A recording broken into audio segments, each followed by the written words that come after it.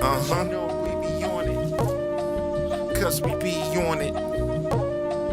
Yeah. So check it. Yo. The greatest, the latest, so often imitated, respected, eclectic, known for innovation. The intellect intercepts with your common sense. No wonder you relate, this is not coincidence. I rap to make rent, became Superman, used to be like Clark Kent. Now I run the length and it's demigod strength, cause I'm like God sent. Angelic, ascend to the heavens just to tell it. Envelop, a flow redefined, you're undeveloped. Jealous, who could blame you? Take two, nah. Take a few, you and your whole crew. Please drop the mic, find something else to do. This ain't for the new, too young, you never knew. By the time you're up to speed, we burned all the leaves. It's potent, keep them quoting so they know my steez. The very next year, all of them are out the league. Cause I be on it, my team's on it, my crew's on it, my clique's on it, my fam's on it, we planned on it. The fans got the word, they demand for it. Cause we be on it, my team's on it. We done cussed and cried and even dreamed on it. My clique's on it, they done schemed on it. Until we get to the top, they gon' fiend for us. They can talk if they wanna, bite like piranhas. Came to flip the genre and collect all the commas. Net all the profits, duck all the gossip. Might rhyme reflective, that don't mean that I'm conscious. Still listen to comments, filter out the nonsense. Run on like a sentence, flow like a faucet. 20 plus years, yeah, still got it. Never crossed over, I'm not Jamal Crawford. I'm smooth and I'm awkward, cool with the hotness. Too clean with rhymes, every mic is left spotless. Shout out to my sponsors, now my business partners. Know me as the truth, the bottom line never falters. Your eardrums assaulted, audience applauded. Couldn't match your pace, your energy too exhausted. About facing, you're forced to lean back. They heard every bar, this man sharp as a tack. Cause I be on it, my team's on it, my crew's on it, my clique's on it, my fam's on it, we planned on it. The fans got the word, they demand for it. Cause we be on it, my team's on it. We done cussed and cried and even dreamed on it. My clique's on it, they done schemed on it. Until we get to the top, they gon' fiend for us.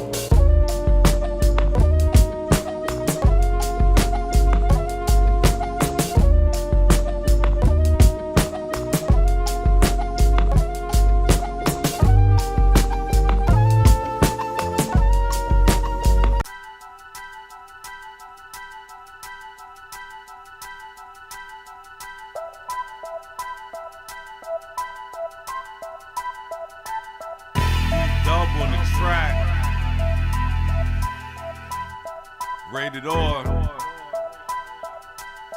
It's the effing. When the chickens come home to roost, and the truth didn't know who owned the juice, they been lurking. When we were in the studio working, the first things for sure, second things for certain. On the track with a hurting.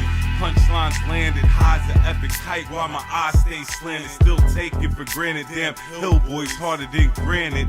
That's just keeping it candid. The end justifies the means. Hear the way the story's told justifies the scream. Get an in-depth look from behind the scenes. How we make this dope music, we provide the fiends.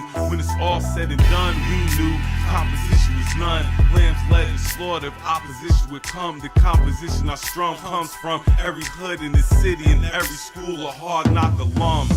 When the smoke clears after the bread is broke, unknown is known, unsaid is spoke. You could be the judge of it, we only did it for the love of it, for the love of it. When the smoke clears after the bread is broke, unknown is known, unsaid is spoke. You could be the judge of it, we only did it for the love of it, for the love of it. Only thing they could break down is marijuana. I left the corners and started crossing the borders, traveling over waters, gain exposure without performing. You're only in it for the moment, you're of no importance. Take offense, but I'm known to state the obvious. Learn the hard way, I had to suffer every consequence. Give a damn about what you think, save your compliments. Go Duke blue in the face.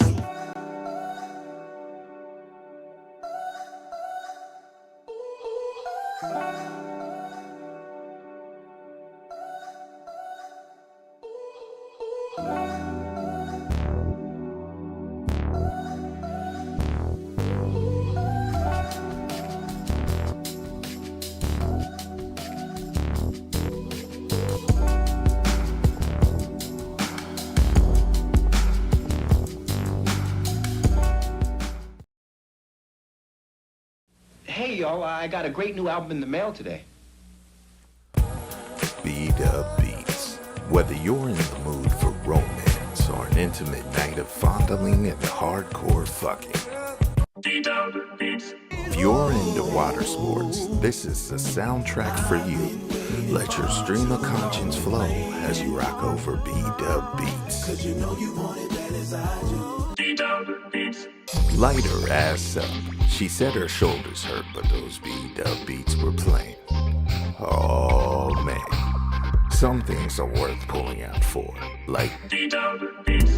Hear the beats that made Florida Evans drop the punch bowl.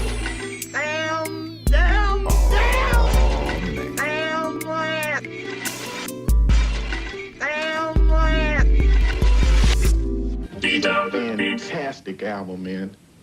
Let me borrow it. No, my brother. You got to buy your own. North Carolina is my home, here where the Smokies rise.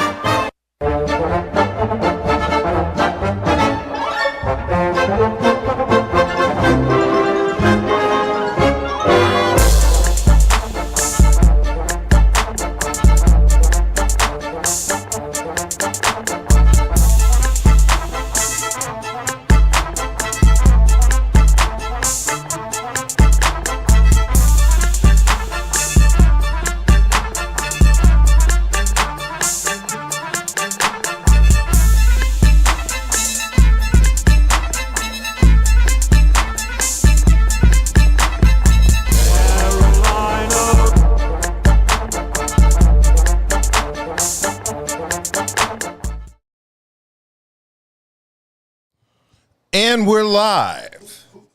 Back in effect. It is the effing podcast. I am B-Dub. And it will just be us two for the evening. Buddha is out of town. Branson is doing something. And Kelly is still on PTO. Amazing. Okay, so we're going to first start off with our usual customary shout-outs. We're going to give a shout-out to Eighth and Fancy for all of your adult beverage snacks and needs. Then we're going to give a shout-out to Dank Drinks, the dankest of drinks. Then we're going to give a shout-out to Crimey Dealers. Very crimey, very dealerish. And last but not least, the local food plug. Please eat responsibly. Yes, go for it. I want to give RIP to a friend of mine, Miss Lawana, the best diva that ever did it. She passed away a few days ago of cancer. Warm felt sympathy to the family, lost one, fuck cancer, you know what I'm saying? She will forever be missed. Yeah. Yes, R.I.P. to her. Yes. And while we're in the mode for R.I.P.s, I do want to give a quick R.I.P. to Hal Williams, best known from 227 as Lester, and also Sanford and Son. He passed away at the age of 91, and it was he died peacefully in his home July 15th in California. Oh, yes. Yes, it is. What about now? Is your mic up? Yes, indeed. Try it again. Yeah, your mic. Turn the other mic on. There it goes. I think your mic is good. So if nobody didn't hear me, Yes, I go said for it. R.I.P. to Miss Lawana, the best ever diva, that best that ever did it. She passed away a few days ago of cancer. Fuck cancer, you know what I'm saying? So condolence to her and her family. She's no longer in pain. Yes. Yes. And we're sending out those RIPs, making sure those who were affected by death, make sure they get their eternal sleep. May they rest peacefully. Okay. Well, let's go ahead. I guess we can talk about right now in Raleigh. It's about to come down with thunder and rain as I was pulling into the parking lot of here to do the podcast. There was quite a bit of rain coming down, some thunder, some lightning. So don't be surprised if the power gets cut out through this transmission. We could get electrocuted, and we do it all for you watching at home. Yes, we're stuntmen. But, Joe, let's go ahead and get into these topics because sports has been popping this week. WNBA has been popping this week. It's been a very big week for the WNBA, particularly Caitlin Clark this week. Yesterday, she played 29 minutes and set a record. The first WNBA player to score 45 points and record 10 assists in a single game as the Indiana Fever defeat the Seattle Storm 110-107. This is a pretty major night for Caitlin Clark as a lot of her fans are turning up. And this has gotten a response from quite a bit of people. Angela, Caitlin scored 45 points. I bet you're not going to make a video about that. I was watching the Atlanta Dream. All 5 starters scored in double figures, and Bree Jones is back. But no, seriously, someone tell me, was Congress courtside? Because 19 free throws is insane. Also, are the refs not allowed to call fouls on Caitlin Clark? Watch this defensive play. And you mean to tell me this was not a travel? Going left, the step back. Bottom. This isn't a matter of hating Caitlin Clark. Marina Maybury scored 53 points and she shot 10 free throws. On top of that, I did not get 17 alerts about it, and she didn't even get Player of the Week. Meanwhile, NECA just passed Lisa Leslie for the most points as a Sparks player. You guys, let's hear it for NECA. The next time I make a post highlighting Caitlin Clark, it's when I see a headline that Caitlin Clark denounces racism and homophobia. And as someone who did not watch the game, I wouldn't even have known Kelsey Mitchell had 30 points. Y'all gotta put some respect on her name, and I hope she goes to another team next year. But I think she likes it there. Yeah, so that record-setting night for Caitlin Clark is drawing a lot of criticism. Right? Yeah. She had 19 free throws. Yeah, I think it was 20. No, she had 19 by herself. Yeah. 19 free throws. Then, again, hold on. Let me stop right quick. Yes. I'm going to say this affectionately, all right? I'm not a Caitlin Clark hater, okay? I don't know if a lot of people agree with you. I mean, of course they don't. I mean, because, I listen, I know I have white friends too, okay? we all come to agreement that, I'm sorry, there's a lot of white people like mediocre shit. Let's just call it like it is. That's why they envy us, because we bring the sauce. We bring flavor and shit like that. So now, let's get back. I'm not a Caitlin Clark hater, but I want to keep facts the way it is. Hey, I get it. She has a good game. She has a nice offensive skill set. Mm-hmm. But, again, I have 4 guards that I can pick before her that's better than her. And the difference is, if anybody I saw the game last night, okay? And when it comes time for her to play defense, she gets cooked. She's the Luka of the W, okay? You look at her, how she stand, where the defense is stand. She got her hands all the way down here. Mm-hmm. You feel what I'm saying? She's not even ready to play any defense. And then she fouled a couple of times. They didn't even call it. You know what I'm saying? And we can go back in a couple of days ago they played the Valkyrie. Yeah. And where she claimed that she got knee in the thigh. You know what I'm saying? You look at the replay, she created contact, hit the floor, gets up, she's limping down the court. She didn't even get a call. She gets all up in the ref face. You know what I'm saying? Like, didn't touch it. Now, we all know, whether men's sports or women's sports, you cannot touch the ref. If that was anybody else that touched the ref, they automatically receive a technical foul and the ejection. So you can clearly see it. Then we have the commissioner of the NBA. He's putting his comments on it. You know what I'm saying? Mm-hmm. So it's like, again, fair or not, she's getting a criticism because, her fan base, they have unrealistic expectations. You know what I'm saying? Mm-hmm. Now, granted, she has brought a lot of you guys to the W, but the W has not been around for 30 years for no reason. And you know what I'm saying? So let's keep that out there. And then on top of that, she's not the face of the W. That is Asia Wilson, okay? Asia Wilson's of the Aces.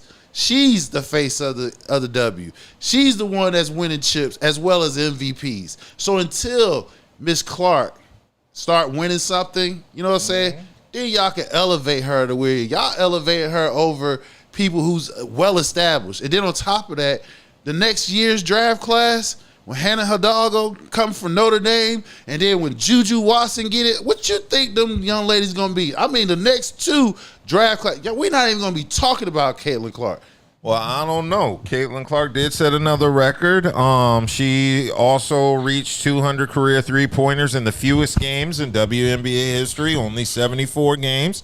So that's a new record that Caitlin Clark has broke and set for other people to come behind her. You're going to get those. Nobody's saying she's not going to break records.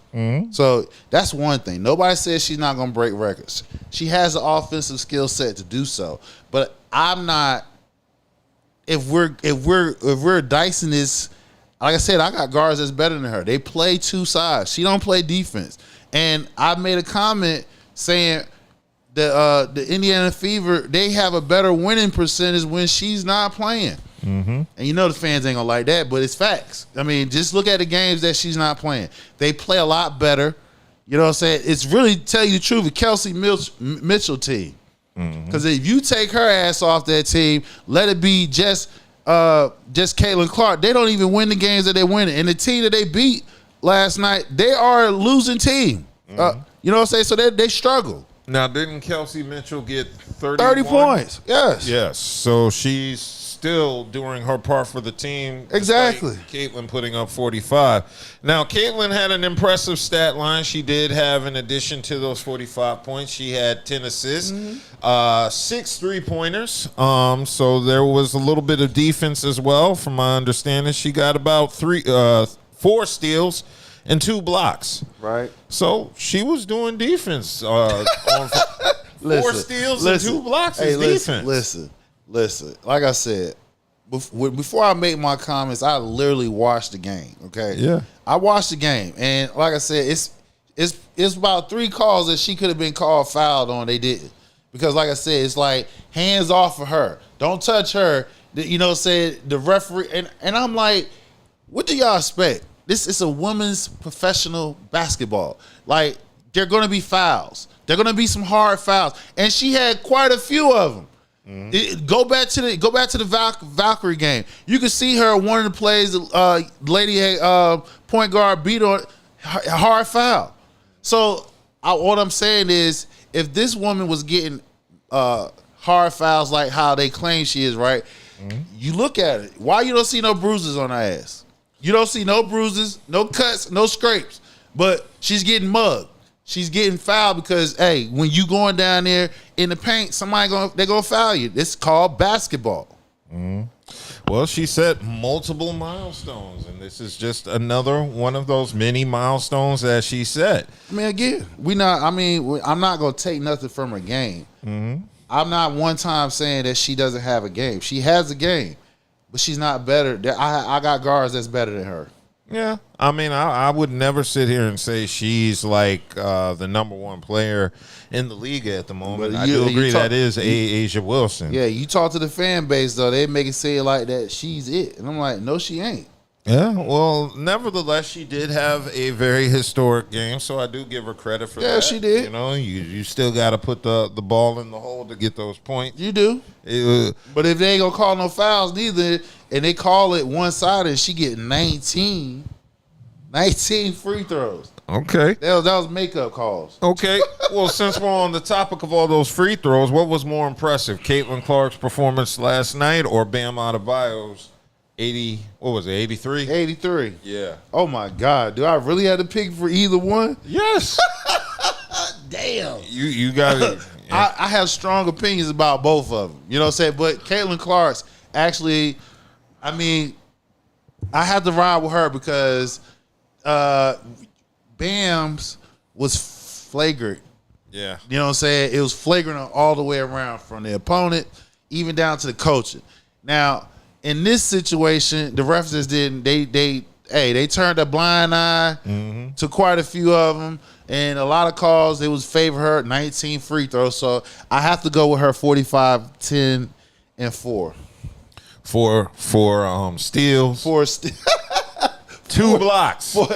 Yeah, let me make sure. Her 4 steals and 2 blocks, but her defensive stats suck. So you can't question that shit. Yeah, well, there's a lot of hype going around with Caitlin, of course. As you mentioned earlier, Adam Silva is weighing in on Caitlin Clark and the recent controversies with her in the past couple weeks. He's saying this is political football regarding the officiating and physical play in the WNBA. And ultimately, he's saying the issues around Caitlin Clark are not largely about officiating. And that particular incident, the one with Alyssa Thomas placing her hand around Caitlin's neck, he said that particular incident is not about whether a foul should have been called at the time in the game or whether that was ultimately a flagrant on review. So Adam Silva's just weighing in, basically saying what we've been kind of saying about Caitlin Clark, that she's becoming kind of a political point. That's how she got on the map. She's been used as a political football from the jump. Yeah, of course. So she's kind of been a pawn in a lot of racial politics going on between. She's the MAGA Trojan horse. The MAGA Trojan horse. Exactly. I've been saying this. You go back to everything that I've been saying since Caitlin came in the league. From the first time we started talking about her when she was in Iowa and she went against Angel Reese at LSU. It's always been political. It's always been race. That's the reason why a lot of her fan base know about it, because anytime you talk about something when it comes to white on black, when you had in racial on top of that, then the politicizing her on as well, that came first. Then they noticed her game, because like I said, when ESPN, everybody was talking about Caitlin leading up into the women's college basketball league, her breaking the scoring record, nobody was talking about it. If you wasn't outside of Iowa, nobody was talking about it. And then once the championship game came along and Angel Reese did what she did, there it is. Caitlin Clark got thrusted into the limelight. The W and any content creator has been feeding off of this, and everybody's getting it what they're doing. In the meantime, is she cashing in on that shit? Yes, she is. Because there's a lot of things she could say, but she won't say. Like the young lady said in the clip, denounce homophobic and racial. She could say something about that, but she don't. Well, to be fair, now there was a point after that game between the Mercury and the Fever where that incident with Alyssa Thomas and her fist on her throat led to some death threats from Caitlin Clark fans, to which Caitlin Clark and Stephanie White, the coach of the Fever, did denounce. So they did publicly come out to speak against the overzealous fans who are sending those threats out to Alyssa Thomas. So yeah, they've been doing it. They've been doing it to Angel Reese since college and since the WNBA. She been tiptoeing around this shit. So again, she knows she's cashing in on this shit. It's a win-win for everybody, even down to the W. That's the reason why the whole thrust about her, surrounding about her, bring viewership. So did she bring new eyes to the league? Yes, she did. But it's not solely because of her game. It's because it's been politicized first, then her game. So it's her game second, politics first. Exactly. If you take the politics out the way, you take the racial line out the way, they're not talking about her. I'm sorry. Because we don't celebrate runner-ups. Each time we seen her on a big stage, she got blown out by 20 points. And like I said, what thrust her into the limelight? Angel Reese. Like I said, if Angel Reese don't do this, you can't see me in the ring.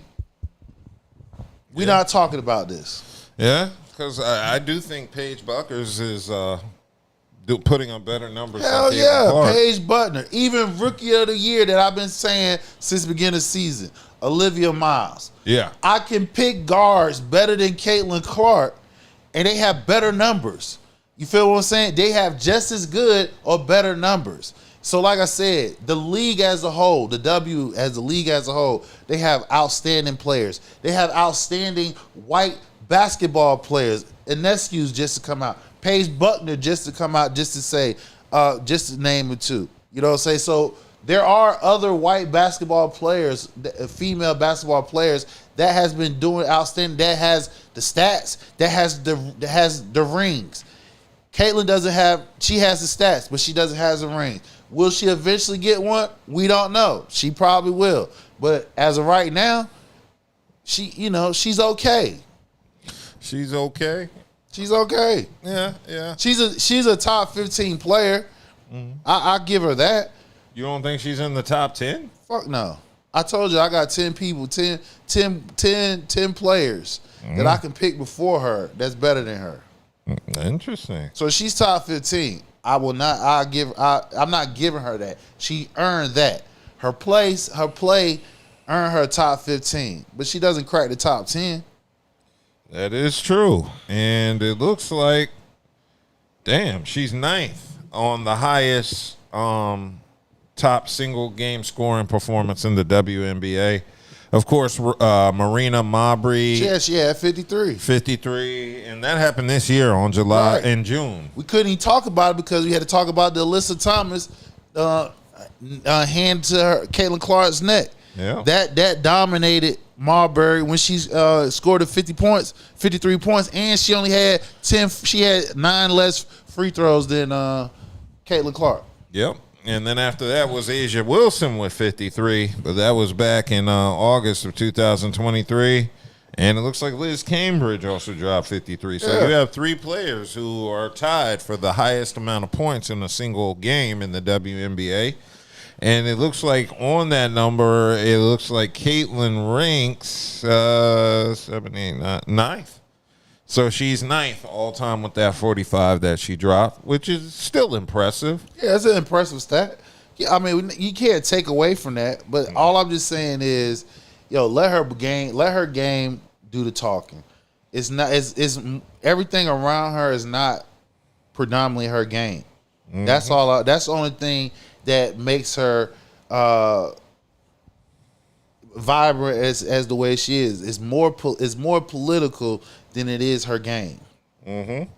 Okay, well, that leads me to the officiating. Do you think all of this media attention is due to bad officiating in the WNBA? Yeah, I believe so. Because my whole thing is, like, where do you want the officiating to go? I mean, because right now with the officiating, how the officiating going on right now, it reminds me when the men's basketball, the NBA during the 80s, 90s era. You know what I'm saying? When it's like hard fouls and stuff like that. Mm-hmm. They're doing the hand checking and stuff like that. So that's what the officiating reminds me of. It puts me in the 80s, 90s version of the NBA. Now, the question is, how do y'all want the officiating to go? Because mind you, a lot of them is in college, right? Yeah. We don't even hear about the officiating in college. None of this stuff. So if a lot of them in college, what's different? And see, this is where you put the bullseye on Caitlin Clark, because it's like I said, it's like if you take her out of the frame, yes, there are other plays, other players that you know say that can become to officiating. So now you got to figure it out. How do you want to the officials to officiate the game? Do you want them to hands off? Do you want them to call every little thing? I think when everybody didn't really thought about that part, because like I said, when the viewership came in with all the commercial, all the money that everybody all of a sudden want to start dumping in the W, they gravitate that, and the officiating part has been left, behind. Now, the thing is, how do you want your product to look? That's the question they need to come up and answer. Yeah, so I definitely agree that the officiating in the league needs to be taken a look at. But also, I feel like that's just the play of the WNBA, just because it's not going to be above the rim play like in the NBA. No, so there's going to be more action on the ground. There's going to be harder fouls because these women are competing. So there's going to be harsher fouls. There's going to probably be more flagrants in the WNBA just because, the lack of play in the air, I guess. So, you're going to see a lot of hard fouls. And I think the officiating hasn't been horrible. No, it hasn't been horrible. It's been inconsistent. Yeah, I can go with that. It's been inconsistent. But my whole thing is let it be even.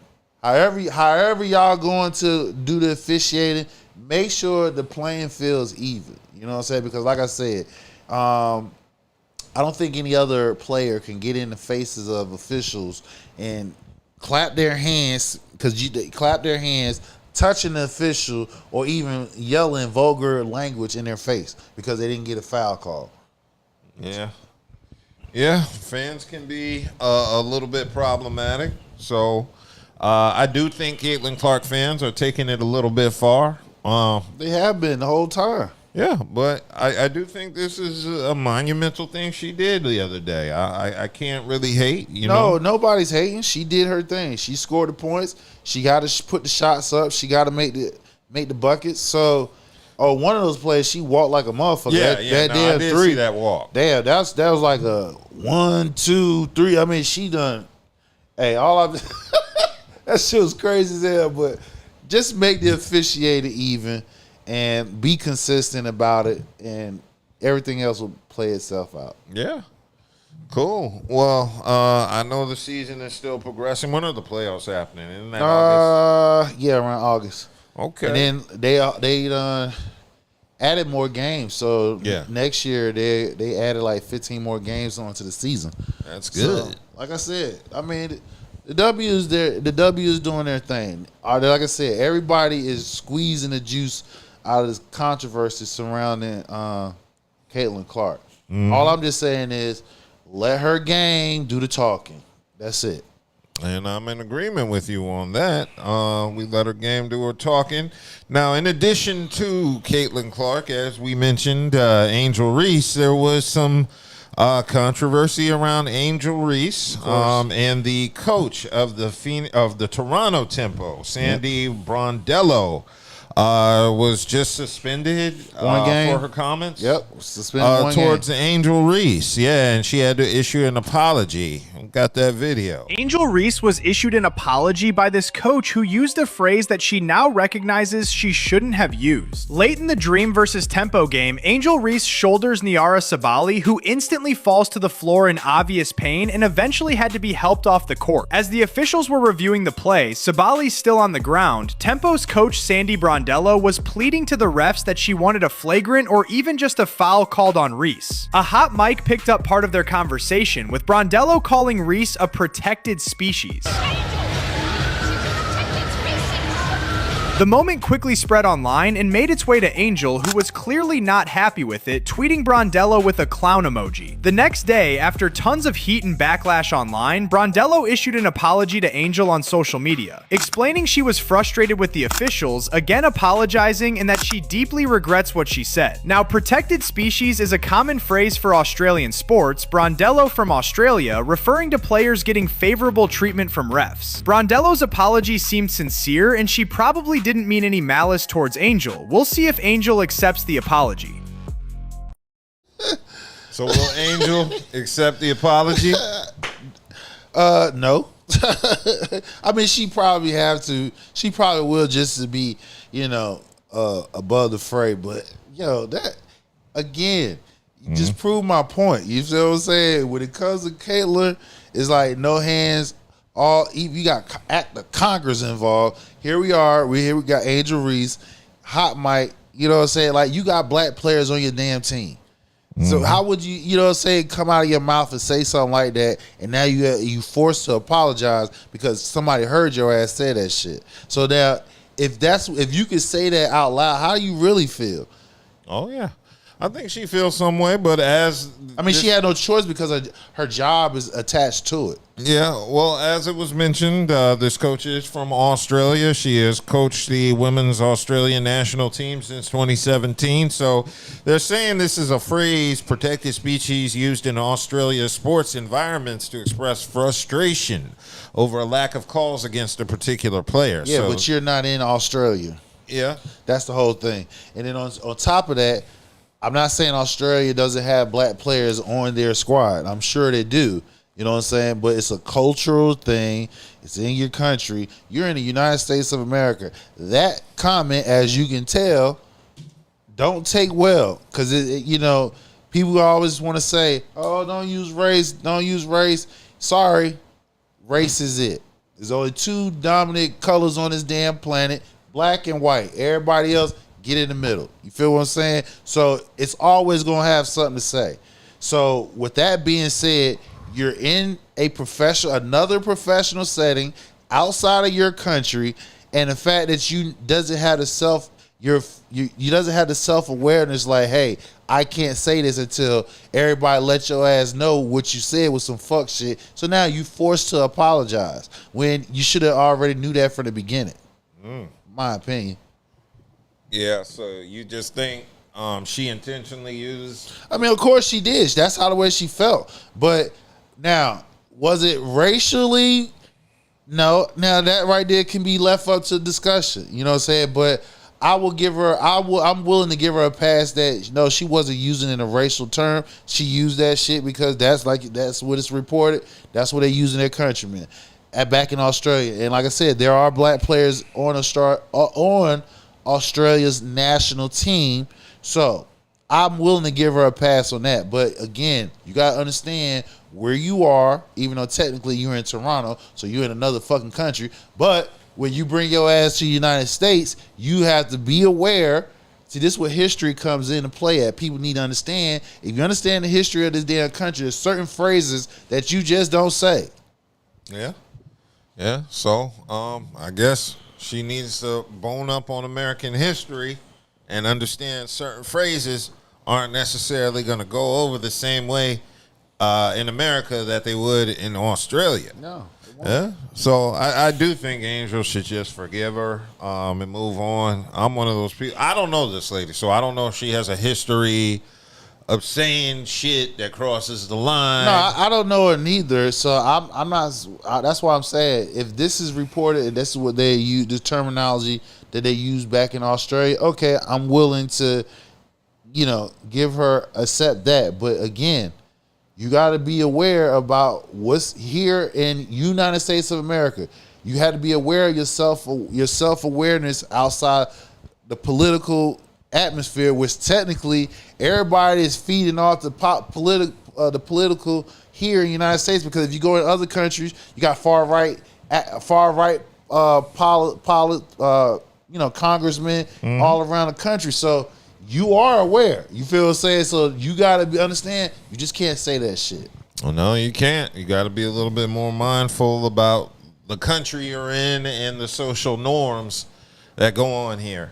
Okay, well, now next week is going to be the WNBA All-Star Game. Yep. And they've kind of dubbed it Caitlin Clark versus Paige Buckers because those are the two top leading vote getters. Mm-hmm. And there are going to be two honorary general managers with Cynthia Cooper and Teresa Weatherspoon. And it looks like Paige... W's legends. Yeah, legendary WNBA players. And it looks like Paige Buckers is going to be under Team Coop. So she will be playing for Cynthia Cooper's team along with Breanna Stewart, Kelsey Mitchell, Natasha Howard, Gabby Williams, Angel Reese, Marina Mabry, Dominique Malonga, Kelsey Plum, Jackie Young, and Sonia Citron. So that's a stacked all-star roster. I like the fact that Angel Reese and Paige Buckers are going to be playing on the same team against Caitlin Clark, Asia Wilson, Olivia Miles, Aaliyah Boston, Jessica Shepard, Ryan Howard, Alicia Gray, John Cal Jones, Courtney Williams, Kiki Irafin, and Naka Ogumike. I don't know. I fucked that. Emeka Ogumike. Oh, Ogumike. Yeah. Okay, Team Spoon sounds like they're about to knock the shit out of Team Coop. I don't know now because The first 5. I don't know because you got the best player on the squad, Asia. You know, anybody who got Asia. Yeah, but who's on the team? Team Coop is Paige Buckers, Brianna Stewart, Kelsey Mitchell, Natasha Howard, Gabby Williams, Angel Reese, Marina Mabry, Malonga. Okay. Well, all right. So Team Spoon about to run shit. I don't know because, like I said, you got everybody keeps sleeping on Angel Reese, bro. Angel Reese game has really improved this shit. I'm not saying. No. I'm not saying you are. It is on paper. Yeah, you're right because you got anybody who got Asia, you're gonna be in the league. You know what I'm saying? But I ain't sleeping on Paige and Kelsey Mitchell. She can put up buckets. You know what I'm saying? So. She a sharpshooter, and in my opinion, that's the Fever is Kelsey Mitchell's team. That's just my opinion. But outside of that, Natasha Howard, she ain't no slouch neither. She a 20 points bucket. But anytime you got Asia, goddamn, I'm just saying. I mean, she'll be. The numbers and the accolades speaks for itself. From all the way from college. Since she been drafted in the league, you feel what I'm saying? And they went on that historical run last year when they was damn near they almost didn't even make the playoffs last year, and they won 16, 17 games straight on their way to the championship. So this is why I keep saying, like, hey, you know, pump your brakes on Caitlin, goddamn. We got motherfuckers here in the league that's doing the damn thing. And like I said, Asia, not only she scoring the buckets, you know what I'm saying, she played that D too. That's the one thing y'all got to understand. Is she a good if Caitlin's a good offensive player? Yeah, she is. But when it comes to that two-way, the two-way people is a special one. They've got the offensive set and they can shut your ass down. And the one thing we do know is if anybody put any type of body or any type of physicality on Caitlin Clark, you can shut her ass down. Can she come back on the other end and shut somebody else down? Outside her 4 steals last night, her 2 blocks. You know what I'm saying? That's not credible. Those were credible. That's not her consistent stat line that she's gonna put up. So Asia Wilson, anybody who got Asia on the team, goddamn, you got a chance to win. Bam. Yeah, sounds like it's gonna be an interesting game. I believe it's gonna be over 250 points scored. Wow, that's a lot. Yeah. How long is the All-Star game? Like, how many minutes do they play? I think they done went up. I believe they got 4 quarters. I believe it's 10 minutes. I believe. Don't quote me on that. 10-minute quarters or quarters? Okay, I think it's 4 quarters. I believe so. Okay, that's going to be interesting. Now, Team Spoon to me with Caitlin Clark, Asia Wilson, and Olivia Miles. So you got Miles playing playmaker. You got Asia in the paint. You got Caitlin out here on the 3-point line. I know that. I'm saying, like, bro, it's going to be UConn versus South Carolina because you've got 3 players from UConn with Paige Buckers, Brianna Stewart, and Gabby Williams, and then you have 3 from South Carolina with Asia Wilson, Aaliyah Boston, and Alicia Gray. So, look, South Carolina's represented on both rosters. But the crazy part is Notre Dame has the most players in the All-Star game. They got 4, 5 if you include Olivia Miles. Yeah. Well, yeah, she started off with Notre Dame, but she left and went to TCU. Exactly. So yeah, 4. Yeah. I mean, what you got? Asia. You got who was it? Asia, Alicia Gray. Yeah. Oh, you talking about for South Carolina? They got 4, right? No, they got 3. It's going to be, Asia Wilson, Aaliyah Boston, and Alicia Gray. So it's those 3. It's 4 total because you got, what's the other side? Oh. AR. Reese is on there. Oh, yeah. So it's 4. She's LSU. Oh, I'm sorry. Damn. Woo. Smack myself. Damn. Yeah, you're right. Yeah, so, it's just 3 South Carolina on the same That's team, 3 UConn on the same. So I keep my eyes peeled for the All-Star game, see what's popping. You know, I've been getting into the WNBA as the league progresses. I've been watching. I've been watching. So this is the reason why I make sure when I come up here, I don't be just speaking off the top of my head. I watched the game. I watched the whole 9. So when I speak, Yeah, I watch it. You watch teams that don't have Caitlin Clark on them. I watch teams with I definitely watch Caitlin. Yes, because I like again. I just like to remind people like, okay, she's good. She's not great. She's good. She's not better than a lot of people like they claim she is. She's not the face of the league like how media pundits and some fan base, some people in the fan base trying to put her as. You know, she's not. She's not. In my opinion, she's not a top. She's a top 15 W player. Yeah, I'm in agreement with you. So we're going to look forward to next week's festivities with the WNBA, including the WNBA All-Star Game. And I just look forward to seeing what comes of that. I've been getting into the WNBA as the season has been progressing. So I look forward to hopefully a very high volume scoring All-Star Game. If you talking about 250 points, they're going to be putting up total. Yeah, they're going. I mean, shit, you got with Olivia Miles and her playmaking. I mean, this is where Caitlin get the chance to get off. You feel what I'm saying? Because she don't have to worry about distributing balls. See, Caitlin, she's a natural 2 guard. You feel what I'm saying? But they're making her a point guard because of Kelsey Mitchell. That's the reason why. If Kelsey Mitchell leaves next year in free agency and they're forced to draft they do have a guard. The guard from they drafted the rookie from what's her name? She's from South Carolina.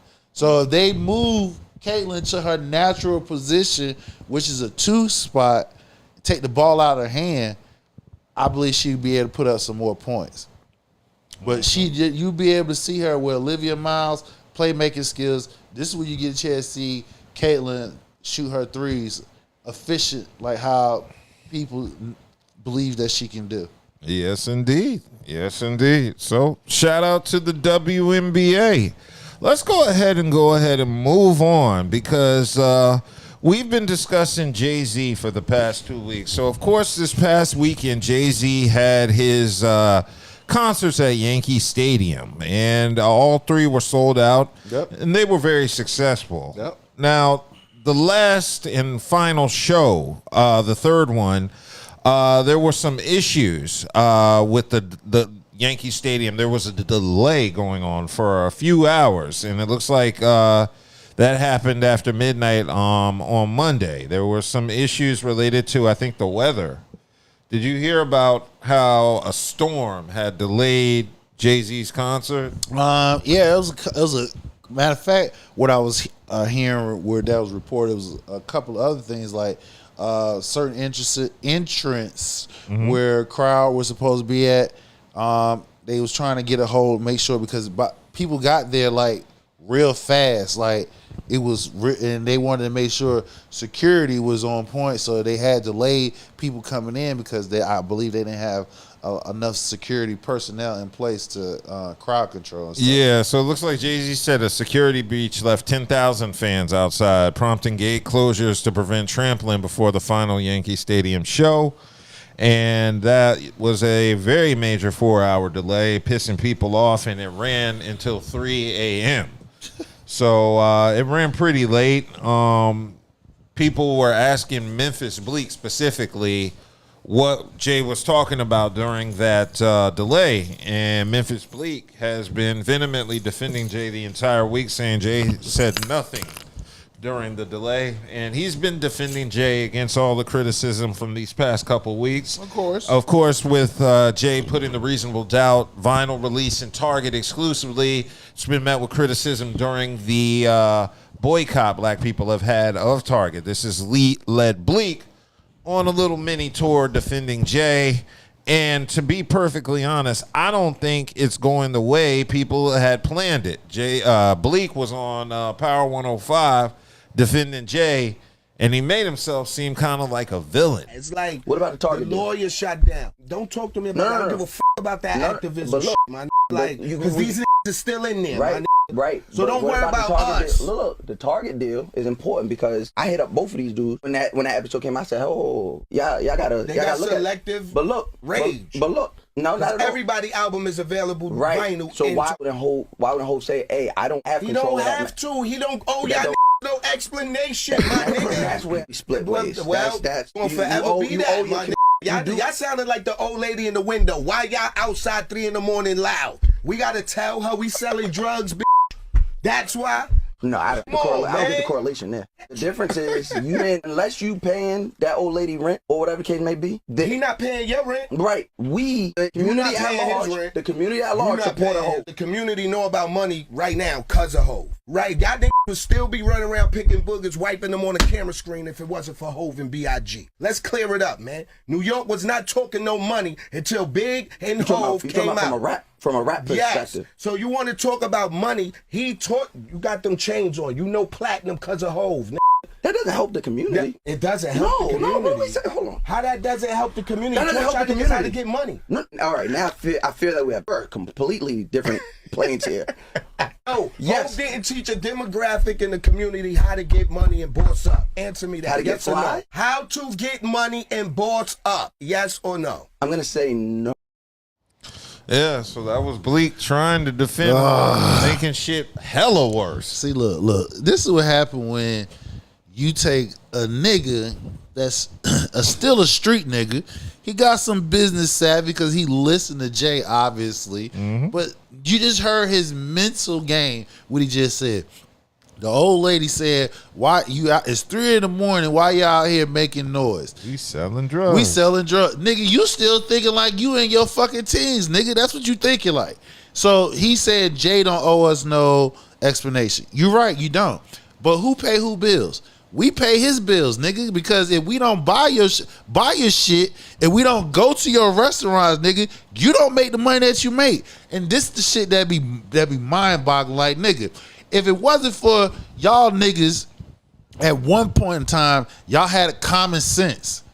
Y'all understood. Now you getting a little money, you out the hood and shit, and you just seem like you forgetting. Like it don't. In your case, Bleek, you ain't far from something happened to where your black ass be right back up in there. Cause just listen to how you talk. You feel what I'm saying? Jay don't owe us no explanation. True indeed. But if we don't buy your shit, if we don't go to your restaurants, nigga, you don't eat where you are. You gotta get your bitch ass out here and get a goddamn job. So just be mindful that it's us consumers, the black consumers, that help your black ass get where you are. And another thing, Jay didn't put us on to no fucking money. Last time I checked, didn't Paid in Full was out. Yeah. Who else? I mean, we got countless. Big Daddy Kane. We got countless. Run DMC. We got countless of hip hop artists that came out before Jay and God bless Big that put us on money. So I just want people like, yo, don't get above yourself, nigga. You feel what I'm saying? Like, yo, real talk. Yo, he got out of pocket because we look at Jay differently when it comes to J. Cole and Kendrick. You feel what I'm saying? He's an icon legend, and he getting in the fucking way of black movement, capitalizing off of it and putting in his pockets. And I'm like, nigga, all we saying is you could get your money, but don't step on our movement trying to get that shit, and then you want us to fucking buy your shit to keep you up where you are. Don't work like that. Yeah, I totally agree. Bleek was coming off quite ignorant during the interview, especially that part where he was saying Hov put the hood on the money. Yeah. Money didn't exist before Hov put niggas on the money. Right. Niggas didn't even want money. Right. Like we running around here dumbed out. He said you got platinum because of Jay-Z. That shit had me dying. Like, bro, like, come on, man. This nigga, like, hey, I get it, bro. He, you know what I'm saying? That's your man. You know what I'm saying? You getting bread because of him. You actually listen versus Yayo ass, and you're getting money, but don't get above yourself. Yeah, I got to give a shout out to Mouse Jones, who was the guy interviewing Bleek. Yeah, because at no point was he intimidated by Bleek. And he still kept pressing the issue, even though Bleek was kind of trying to avoid it with that little bit of aggressive talk. Yeah, you know. So he kept on point, and he sunned Bleek, in my personal opinion. When Bleek brought up the dude's chain, he said, "How does that help the community?" And you know, it was kind of good to see radio hosts push back because they're so busy trying to kiss musicians and artists' ass that a lesser radio host probably would have just rolled with Bleek's what he said and when he gave the pushback. That's why I wanted to give a salute. Dude kept it calm throughout the whole ordeal. No doubt. Yeah, so I kind of respect that temperament and demeanor in the face of pressure. So shout out to Mouse Jones for that. But yeah, Bleek came off really ignorant for that. And I do think Hove may have to do a little damage control. He gonna have to. Bleek. He gonna have to. I don't know who they're gonna send in on the Rock Nation roster to smooth it over. I don't know who else is on Rock Nation they can send. They'll send in Rhapsody. I don't even know. Yeah. And if I'm Rhapsody, don't even get no. I'm sure she. We got to protect. Right. I'm sure she can read the room. You feel what I'm saying? This nah. Yeah. I mean, again, I don't knock capitalism. You feel what I'm saying? But don't step on niggas to get your shit. That's the part I don't like. You feel what I'm saying? You don't have to. You don't have to do that shit. If you don't even step on the white folks when it comes to that shit. So why you gonna step on the niggas that supported you and still is supporting you to get to tap your pockets? That's not cool. Yeah, that is not cool at all. And Bleek has continued on his podcasting tour. He's also took time out on the Breakfast Club this week to address some comments Tony Yayo had sent towards Bleek in regards to his relationship with Jay-Z not being the same as Yayo's relationship with 50. Memphis Bleek went crazy on Tony Yayo earlier today on the Breakfast Club. He was really pissed and upset and angry at Tony Yayo over comments that Tony Yayo made on the Gilead Wallow podcast when Tony Yayo compared Memphis Bleek and Jay-Z's relationship to his relationship with 50 Cent. Like, yo, I got too much beef cream, all these. Move him to Battery Park. He can't go back to his mom's crib. They're going to kill him over there. Straight to Battery Park. That it's a difference. Like Jay-Z never really like. All right, Memphis Bleek, you would say is his friend, but it was different for us. I think me and 50 was more friends than. When Yayo describes Memphis Bleek and Jay-Z's relationship as a business relationship, that will be a setup to where Yayo will go in to explain that Jay-Z has a reputation of not taking care of the people around him. Now, it's unclear what Jay-Z has done for Memphis Bleek because he really doesn't. Like, he would give Jay-Z his props, but we really don't know in intimate details what, Jay-Z has done for Memphis Bleek, opposed to Yayo, where Yayo is on Vlad TV every week telling us, right, how many smoked ducks 50 Cent had him eating this week. Jay-Z don't help nobody? Jay-Z don't help nobody. Yeah. Y'all been going at it. Say 401k records. It's called Hold It Down, homie. Drop some heat. Ain't paying your bills, cuz. That's what it is. Can't compete. That's why they talk like that. If 50 said 1 year, these are be in a shelter, they shouldn't be allowed to talk about us or anybody when you literally are a dependent. Yeah, so Bleek had the son Yayo. Yayo came out sideways and spoke on the nature of their relationship with Jay without really knowing. I mean, you're right. You don't speak on another man's pocket or situation if you don't know. Yeah. You feel what I'm saying? And I mean, there's a big difference between you and Bleek for sure, because Yayo, if we remember, you was coming from jail, and your ass was getting on parole, and you had went right back. Yep. Because your dumb ass had a fake passport. Like one of the dumbest shit that you could possibly do. And he real. If 50 was to cut your ass off right now, nigga, you fucked. Yeah. So I think there's two different mentalities here at work. I think Jay-Z taught Memphis Bleek how to fish, meaning how to go out there and get your own money. Yeah. Whereas 50 keeps Yayo as a dependent. A do-boy. Yeah, kind of like a child on his payroll. And I think Yayo is appreciative for what 50 does. I definitely think Yayo is probably 50's most loyalist soldier. But I also think Yayo is probably not a go out there and get it nigga. He don't, aside maybe from drugs, he probably don't know how to go out here and grind and get his own money. Make legit money. Yeah, where Bleek ran down in the interview all the things he does for money. Bleek has mentioned owning restaurants. He owns a couple, he owns liquor brands. He owns a couple things for multiple incomes. Which now, when next time I take my ass out to Vegas, I'm gonna look his shit up and see what he doing. Yeah, Bleek got a few restaurants. So the thing about Bleek is, his money doesn't necessarily come from music or being in the general public. He's just an owner and run shit. He's an entrepreneur. He's an entrepreneur, basically. Yeah. So he has various sources of income. While I think Yayo is just dependent on 50, Yayo doesn't drop music like that. Yayo, I don't really hear about Yayo having ventures. No ventures, no podcast. Well, no, he does the podcast with Uncle Murder. All right, well that he has no. He's Vlad. He's on so Vlad. Outside of podcasting, he really has no.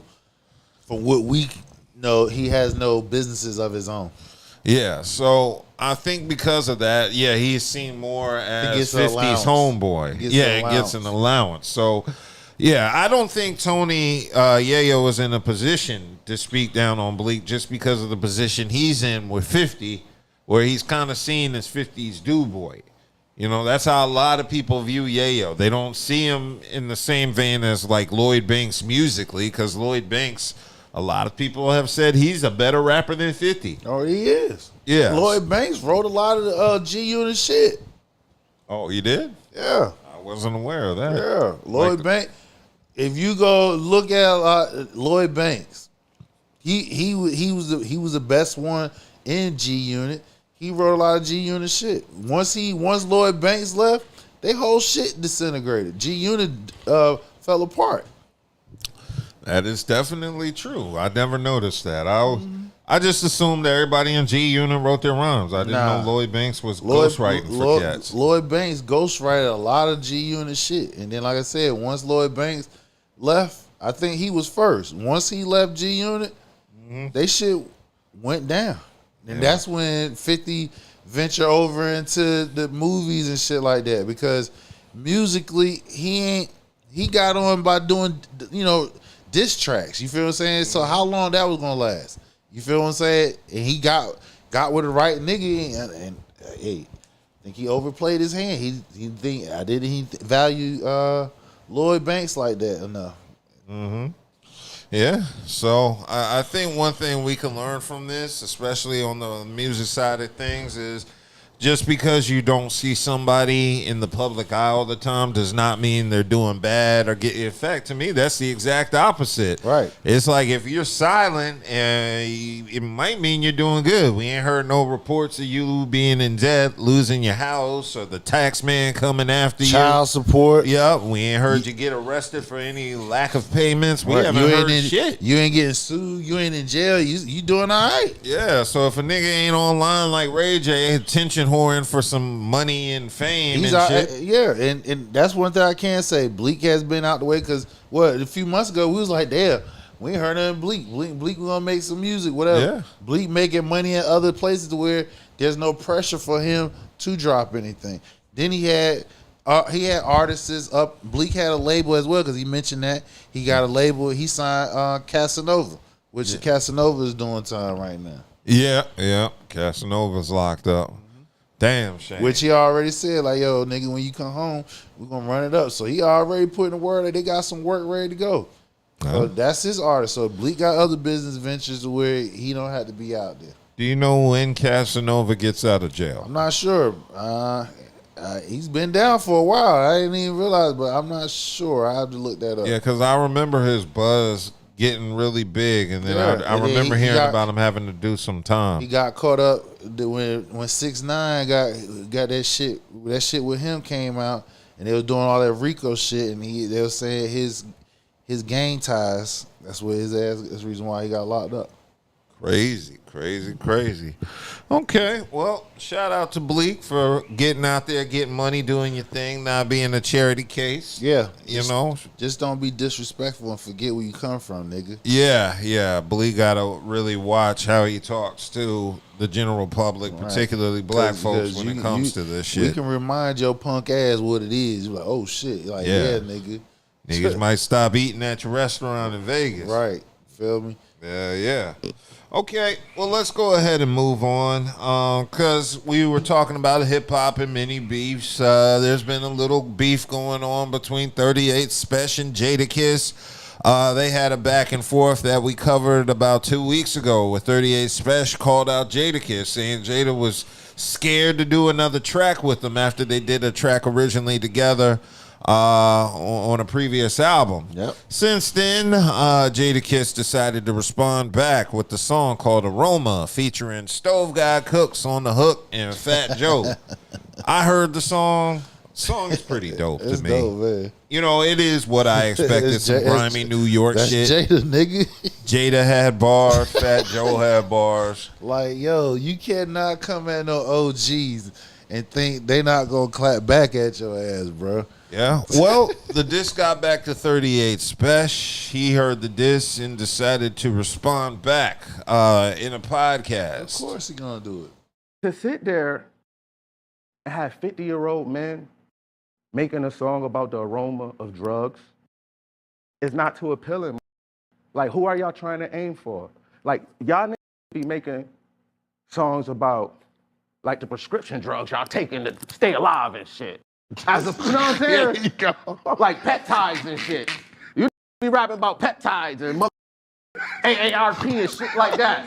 What the is wrong with you talking about the aroma of drugs? Like, we old as a bitch. Y'all 10, 15 years older than me. Talking about the aroma of drugs. Who idea was that? And then to diss me on it was stupid. A real drug dealer? Y'all gonna diss a real drug dealer? Really sold drugs on a song? And Kiss, you spit the verse, you got Khaled and Fat Joe as your backup dancers. You wearing a book bag that another man gave you. You spit the verse, Fat Joe, he more happy about your verse than his. DJ Khaled jumping on the couch, he don't know what's going on. He just happy to be around. Khaled, do you speak like that when you around your Palestinian people, or you just speak like that when you around? I want to know. And do you speak animated like that, like when you around your people, or that's some shit you just do around? I want to know this. So, yeah, that was 38 Special responding back to Jadakiss, Fat Joe, Khaled, and Stove Guy Cooks on the song Aroma. He is mad because they got it. I think he made some valid points. I mean, especially the Khaled part. I'm not going to sit here, because I like 38 Special. I like Jadakiss, Fat Joe, DJ Khaled. I don't have like a personal issue with any of these artists. So what made 38 Special this any different when he talking about when he was talking about when we last reported, he was like, yeah, we the murder capital, nigga. We got bodies and shit, blah blah. I mean, what's the difference? Like how was used? What makes what you was writing about, rhyming about any different? I'd rather rock with the fuck with Jada than they're talking about, and he's only speaking what he done in the past. You feel what I'm saying? Mm-hmm. So this is a lane that he was in. So with you speaking, I'm assuming allegedly the genre that you in, if not direct, we all know that hip hop artists, either you directly or indirectly know somebody that's engaging for you to say what you say in your rhymes. Mm-hmm. You feel what I'm saying? So you were just bragging about talking about y'all the murder capital of New York and shit like that. You know what I'm saying? So I'm just lost there. Yeah. That's all. Well, the thing about it with me, I feel like, of course, 38 Special is coming from a place of beef, so a part of this is emotional. But he made some points, like particularly with DJ Khaled. Like, Khaled, do you act like a fool like this when you with your Palestinian folk, or is it just because you around some niggas, you decided you just gonna wild out and act a fool? I mean, he said some stuff that, you know, you would ask somebody, y'all are 50 years old rapping about drugs. You know, are y'all still selling drugs to be rapping about it like that? But then 38 Special came back and said he sold drugs. So I was kind of like, that's a little hypocritical.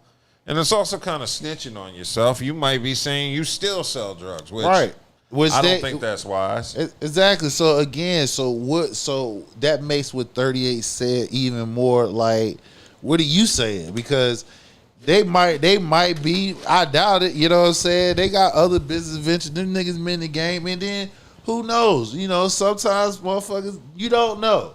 The fact of the matter is, it doesn't. What they said doesn't make what you say any better. And me particular, I don't like the fact that you talking about and bragging about that y'all the murder capital. You know what I'm saying? Like, nigga, you bragging about killing other black people. You feel what I'm saying? Mm-hmm. When we got actual white folks got aiming at your head while you killing another nigga, they got the gun at your head at the same damn time. Like, see, this is where people gotta get outside of your circumference. It's more than where you are from. You feel what I'm saying? And this is what lets me know your level of maturity, but your education level. You feel what I'm saying? So, you know, it's hypocritical in my opinion what he's talking about. Yeah. And as far as DJ Khaled, like, did we notice when he doesn't speak on the actions that's going on in his homeland? Yeah. We already knew that he's not going to partake in that shit. So this right here is something that he can get into. He can have fun with it. So yeah. For once, he can get on somebody else while people was taking digs at him. Yeah. Well, the cool thing about this beef is 38 Special ain't backing down. I don't believe Jadakiss Fat Joe are going to back down. I mean, shit, this was 38 wanted. He wanted Jada he kept poking the bear. He wanted Jada to come out in response. He did. So now it's your turn, nigga. Come out with a damn rhyme. Jada came out with something. It's your turn, nigga. This is what you wanted. Yeah, so this is gonna be interesting because drop something, nigga. They both dropped something. But Jada just responded to his. So now it's time for 38 special. Exactly. Yeah, you got to come back with. Yeah, some you got to come back with some bars. You get off the podcast, nigga. All right, you made some. In my opinion, you didn't make no points. I felt like you was hypocritical in the points that you was making. That's my opinion. So Jada responded. You beginning of the year, you was like, come on outside and play. He came outside, nigga. So now it's your turn. Yep. The ball is in your court right now, 38 Special. We are expecting some bars since this is I like so far because bars have been dropped and podcast interviews have been dropped on both sides. Exactly. It's been a war of words with lyrics. It's been a war of words with actual words on the podcast. That's why this is going to be a very interesting beef. I'm going to keep my eyes peeled on it as it progresses. I'm waiting on 38 Special to return fire, and I'm sure when he does, we'll be covering that. Hopefully it'll be next week. Right. 'Cause I might lose respect if you can't get them bars. If you don't drop no bars within 3 days, it shouldn't be 3 days, nigga. We saw what K-Dot and Drake did. Them niggas was dropping like every other day. But we know you ain't up. Well, I'm not gonna say that. You as number wise, you ain't hit that level yet. So you got 72 hours, nigga, to drop something. If you don't drop nothing in 72 hours, I don't want to hear nothing else. Okay, now we got Branson in the chat. He said, can the bars you spit be considered as drugs? Because that's how I took it. Yes, it could. It could be. Yeah. So maybe drugs is a metaphor in the song for lyrics. Which we was talking about before, that today's rappers don't have this the intellectual in the game on how motherfuckers know their art. Can you drop metaphors? Can you drop bars? Outside of bars, can your shit be similar? You know what I'm saying? But you speaking in a different way. That's the lost art in hip hop. Metaphors. Metaphors is a lost art. Cool. Well, like I said, we're waiting on 38 Special. 72 hours on you. 72 hours, 38 Special. Waiting on them bars. All right, let's go ahead, move along, because I did want to discuss Bootsy Badass getting screwed over his $600,000 for a Trump pardon that never happened. Now Bootsy wants his money back. So apparently Bootsy paid $600,000 to far-right operatives, Jack Berman and Jacob Wall, who are lobbyists for Donald Trump. And this was for Bootsy's 2023 San Diego arrest, where he was facing up to 15 years for a federal gun conviction. And so Bootsy is saying these two told him a Trump pardon was a done deal, and they name dropped other political figures like Laura Loomer, which I have no idea why you would deal with anything involving Laura Loomer. Right. But these two people told Bootsy that they went public saying they never backed or even so basically it's like once Laura Loomer heard her name, once Bootsy dropped her name, she was like, I don't know who the fuck these niggas is. Right. That's what she said. So she's disavowing any knowledge of knowing these two lobbyists. And in addition to that, Bootsy is basically just trying to get back half of the money he spent, $300,000. Now, first and foremost, it's very obvious Bootsy didn't really know what the fuck he was doing. He got scammed. He knows about not getting hustled on the street, but the minute he saw some white folks in suits and ties, he lost his thought shit. Shit was all good. Your nigga sense didn't go off. Did the back of their hairs didn't go off? Like, I'm sure for somebody who from the streets, right?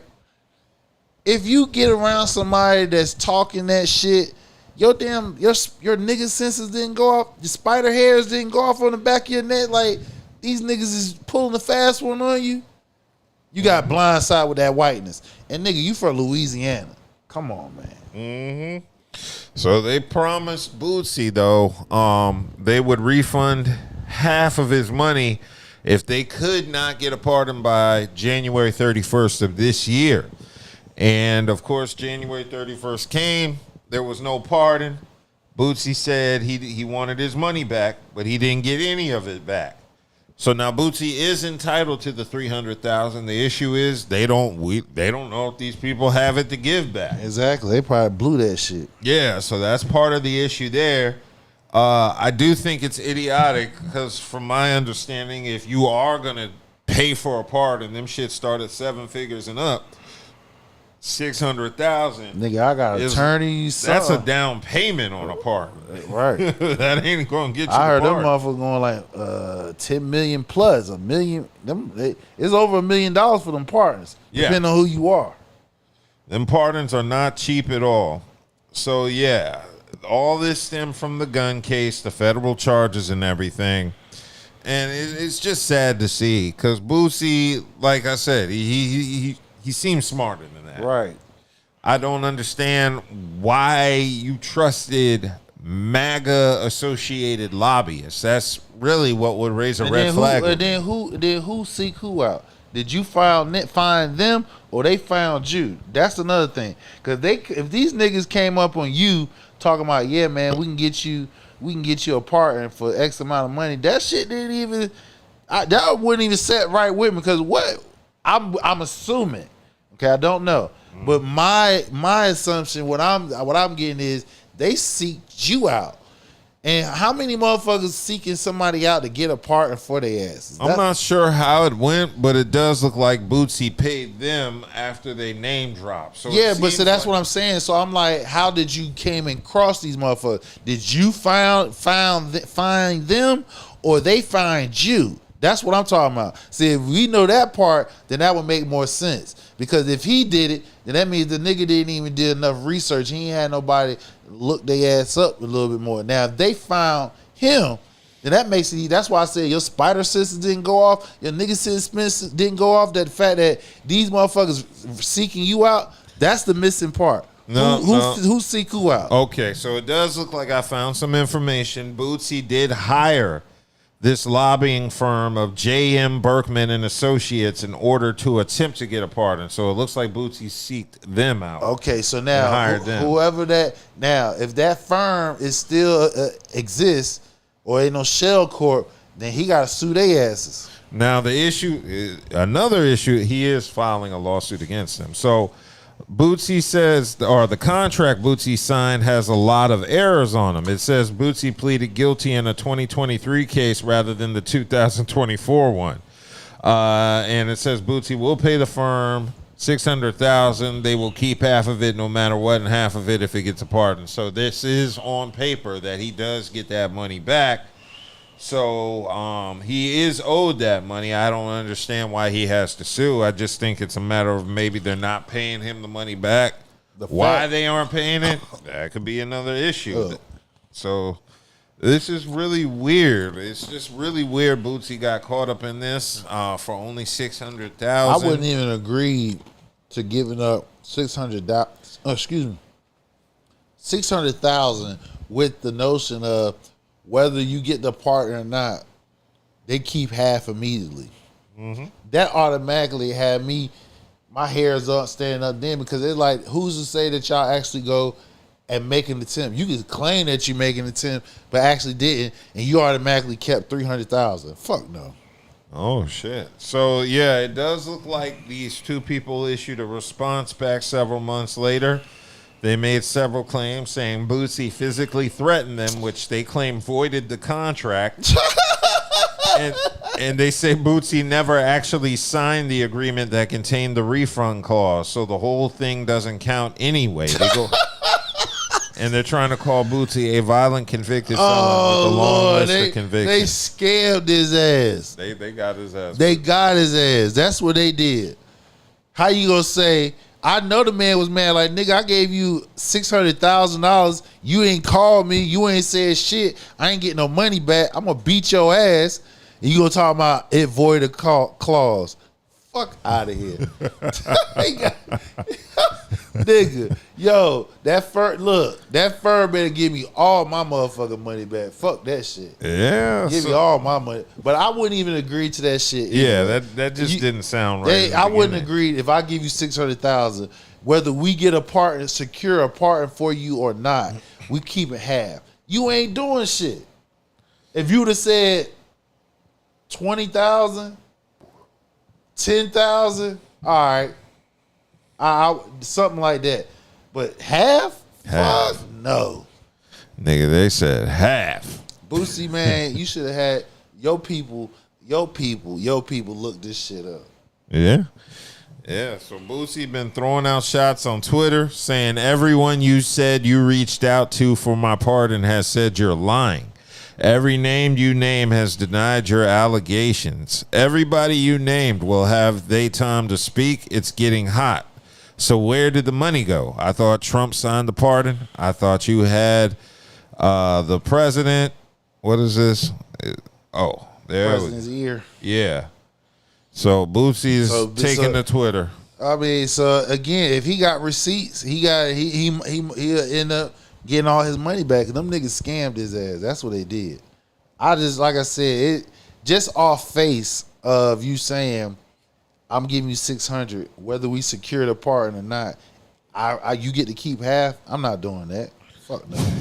And Boosie went on to tag more conservatives in the post. He tagged Lauren Loomer, Erica Kirk, Mike Johnson, and Nancy Mace, and Andy Biggs. And he spelled Nancy Mace's name wrong, M-A-S-E. You know, like the rapper, instead of M-A-C, which I believe is the correct spelling of her last name. So again, the thing about it is those must be all the names that these niggas drop, and he's tagging them, and he's getting them to respond. This claim they don't know these motherfuckers, which again, they scammed his ass. So now you got to look at the whole business, what I mentioned before I started talking. It might have been a shell court. These niggas scamming motherfuckers. Damn. Everybody came out against Boosie. Nancy Mace responded back saying her office received an email requesting a phone call. Her staff took one call last October. Our office promised nothing, and they never followed up. So that's what she's saying, but she's more than willing to help out.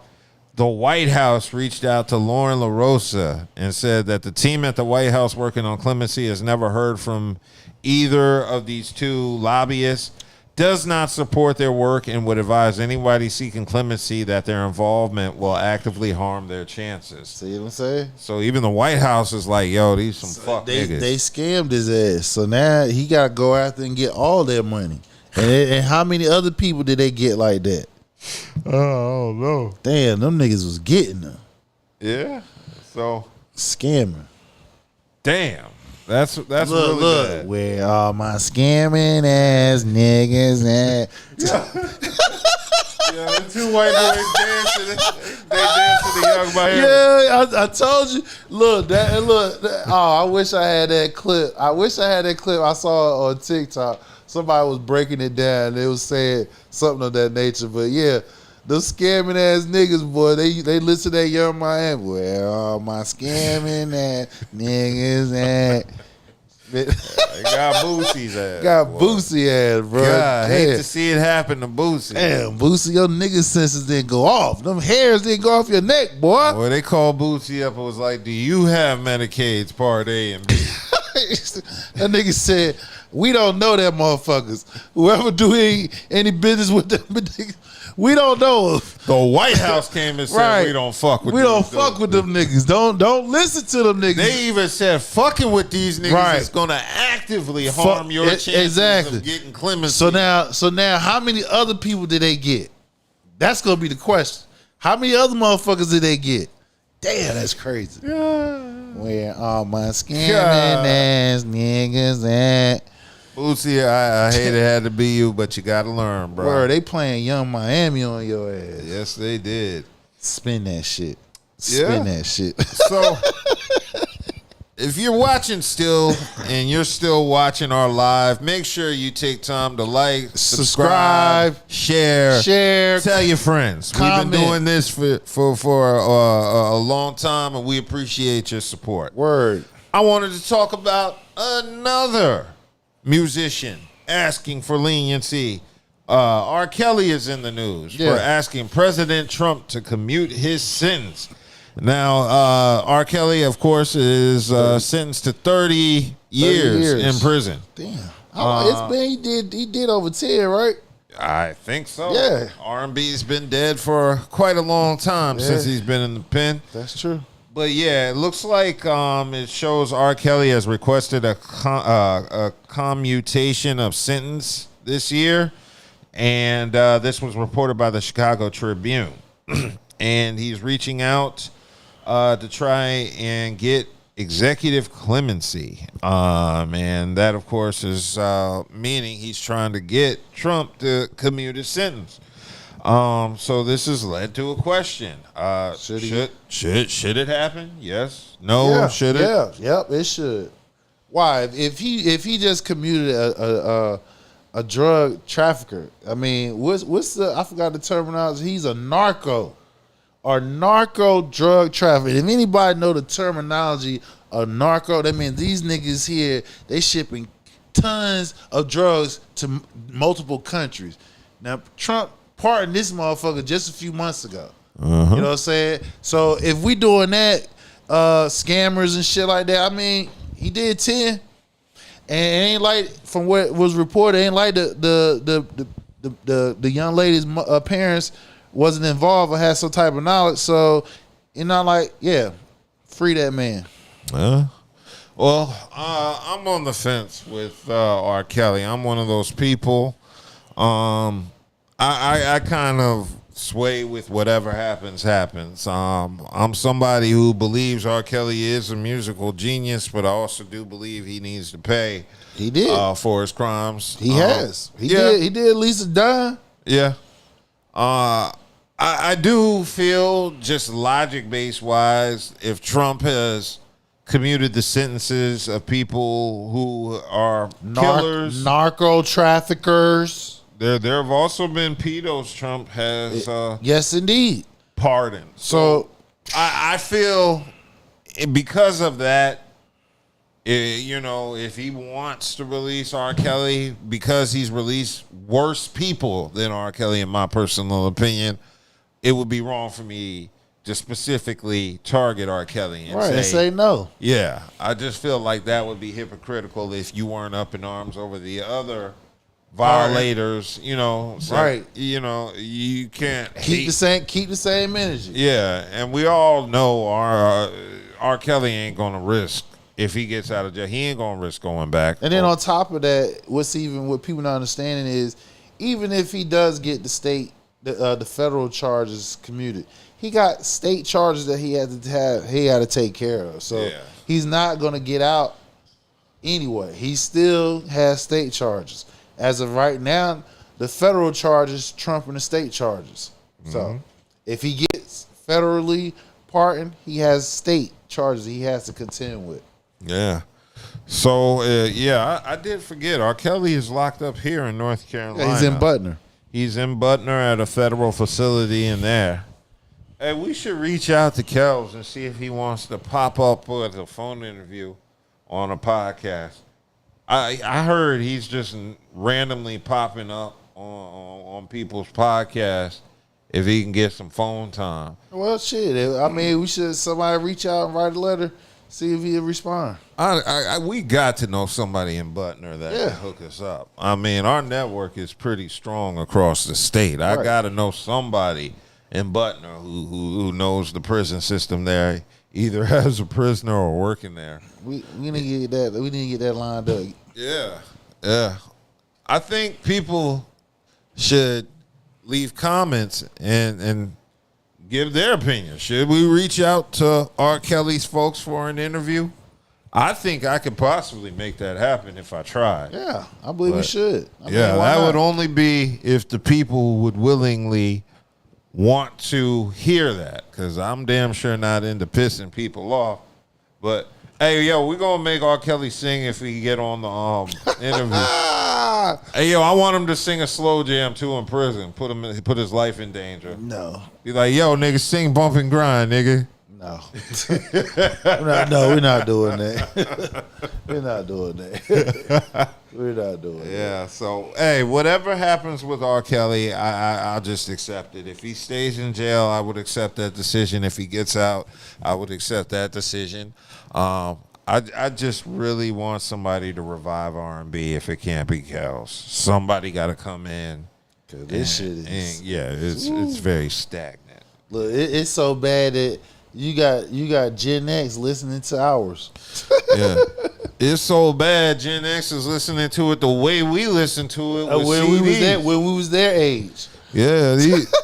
There's been a rise in CDs because they're buying CDs now. Right, because that's what all the good R&B music is doing. Well, no, they can listen to it on streaming. It's just they prefer CDs. Yeah, they're starting to prefer CDs. They're seeing the benefit of physical media now. Like they should, because physical media is the shit. Right. We need to start putting effing podcasts on DVD. We can fit about 3-4 episodes. Ain't nothing wrong with that. Yeah. But get like 3 episodes for about like $5. Yeah. Watch them on your DVD players. Mm-hmm. You know, because I don't know if you heard about what happened with Sony, where Sony didn't renew some contract with some movie distributor. Mm-hmm. So now all the people who purchase streaming movies and content on their PlayStation 5s to watch that are a part of their library, it's being removed from their library after they purchased it. Oh, wow. Because of this contract.